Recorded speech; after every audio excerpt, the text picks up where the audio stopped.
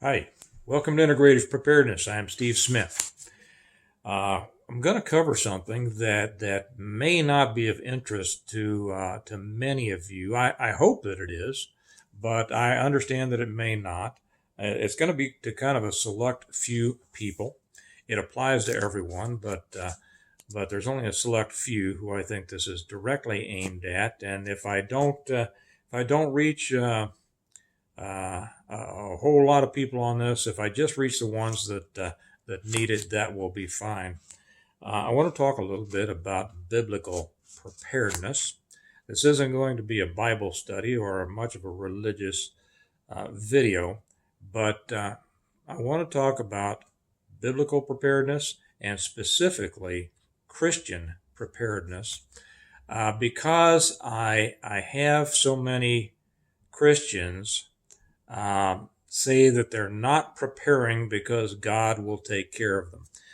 When I was going to bed last night, I checked, it was late at night, and I checked some incoming comments, and one was, said, I don't prepare because Jesus will take care of me and God will take care of me. And he went on quite a bit. I tried to find the comment to read it here today. I can't find it. I don't know whether they removed it or just got lost. I don't really remember what or which video it was on, so I can't go through all of them and find it. But that was the gist. And I know this. I occasionally get comments almost taking me to task and anybody else about preparing because after all, they say God's going to take care of us and all of that. And I'm always sorry to hear that because these people, the ones who take this position, don't understand that it's an abdication of the responsibility God has given them to be prepared. You know, when we think about biblical preparedness, a lot of times we'll go directly to the story of Joseph and the 7 fat years and the 7 lean years in Egypt. But I want to talk about what Jesus himself said here, and also something that is misunderstood by, I think, a great many people. Well, I have kind of an example of what Aiden said one time when he was very young. Maybe I'll get back to that in a little bit, but I want to read this. Now, I'll preface this by saying that when people come on and try to, educate me as to the fact that God will take care of us, they seem to think too often that those of us who prepare must not have faith. Okay, that's, as most of you understand, that's completely wrong. I have no doubt that if God wanted to provide me with all of the food that I needed, like he did with manna, that I could open my front door and all of the food would be there on my doorstep every morning. Okay, I have no doubt that if God wanted to pay my mortgage payments, he could do it. I have no doubt that if he wanted to rotate the tires on my truck, he could do it. There's no limit to what God can do, but there is a limit to what God will do. Okay, when it comes to responsibilities that he has given us. Like I said, if he wanted to do these things, I know that he could. I don't have any doubt that he could. But up until now, he's expected me, as he has expected you, I'm sure, to participate in that process, to go out to earn money, okay, to provide for ourselves and our families and those who depend on us. We are supposed to be an active participant in supporting ourselves and protecting ourselves, prolonging the life that he has given us within the parameters that he dictates. So I want to go back to an area that kind of also addresses this idea from some misguided Christians that all violence is forbidden. And of course, we go to the night before Jesus' arrest. when he is talking to his disciples. And we'll go to, I'm not going to read a lot out of the Bible here. There's just a couple of things that are important. We'll go to the 22nd chapter of Luke, verse 36. And he said unto them, but now he that hath a purse. Oh, let me back up. I'm sorry. Let me start with 35 because it explains it for any of you who may not be familiar with this. And he said unto them, when I sent you out without a purse and scrip, meaning money, and shoes, lacked ye anything? And they said nothing, meaning they said, no, we didn't lack anything. Then he said unto them, but now he that hath a purse, meaning he that has money, let him take it, and likewise his scrip, money.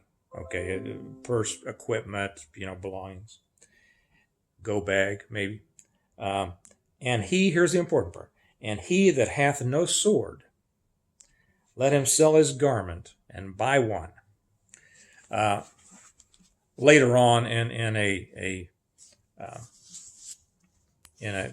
few verses later, one of them will say, here we have 2 swords, and he says it's enough. I'm not going to get into that because that is also misunderstood by many people, thinking, well, if you only have 2 swords per 11 people or 12 people, it's enough. That's not exactly what that's talking about. We're going to go over. So he has said, and the reason that he was talking about this is while he was with them, he was taking care of them. Okay, but he was explaining that he was going to leave. He was going elsewhere. He was going to heaven. He would send the Holy Spirit, the Comforter, the Guide, but he was not going to physically be here to protect the disciples any longer. And so he was saying, now it's up to you. It's up to you to provide for yourselves, to prepare, to provide for your own protection. Now we'll leap through here and say here's a verse that a lot of people, and I've run into a couple of pastors at local churches, big churches, that I have discussions with, and I have discussions very often with pastors and ministers at some of the huge churches around here, because I make no secret that I disagree with them on a number of things theologically. Anyway, I have talked to a couple of them about this, and I've heard a couple say this thing. He says, yes, he says, have a sword, but don't use it. Okay. He never said don't use it. And this is not a violation of any prohibition of violence in order to protect ourselves. Okay. And what they base this, and I'll ask him, I said, well, what do you mean? When did he ever say, don't use your sword?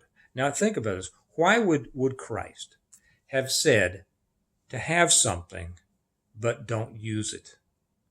That completely goes against anything that he would stand for, right? What they hang their little hats on is a verse that coming up on verse 50, still the 22nd chapter of Luke. And one of them, the disciples, okay, they came up to arrest Jesus. And one of the disciples is saying here, one of them smote the servant, smote being old for struck, okay, the servant of the high priest, and cut off his right ear. And Jesus answered and said, suffer ye thus far, which means hold back. Remember, like in a previous one, suffer not the children. Don't hold back the children from me. He says, suffer ye thus far. And he touched his ear and healed him. He told his disciples, stop resisting. And then he healed the ear of the servant that had been severed. Okay. The reason that he told him to stop was because this is what Jesus' purpose was. This is what he was there for. These people were doing what they were supposed to do. This was the whole purpose of his birth. I won't get into any farther on that. Now we're getting into kind of a Bible lesson, and that's not what I meant to do. But there are too many people out there. There are too many Christians out there who have this idea that preparing exhibits a lack of faith. Okay, the whole Bible talks about preparing, from the story of Noah to the story of Joseph, to what we just read in Luke 22 of Jesus telling his disciples. We are supposed to take an active part in our lives, the sustenance in our lives, the protection of our lives, because we're supposed to be here to help others. If we don't protect ourselves, if we don't provide for ourselves, if we don't strengthen ourselves, how are we supposed to help others? Okay. And we're supposed to help each other. We're supposed to help others actively, not just sitting around saying, I'll pray for you, and oh, this too shall pass. And too often these people also, with this idea, say that Jesus is coming soon. We don't need to prepare. The second he's going to take us all. Okay.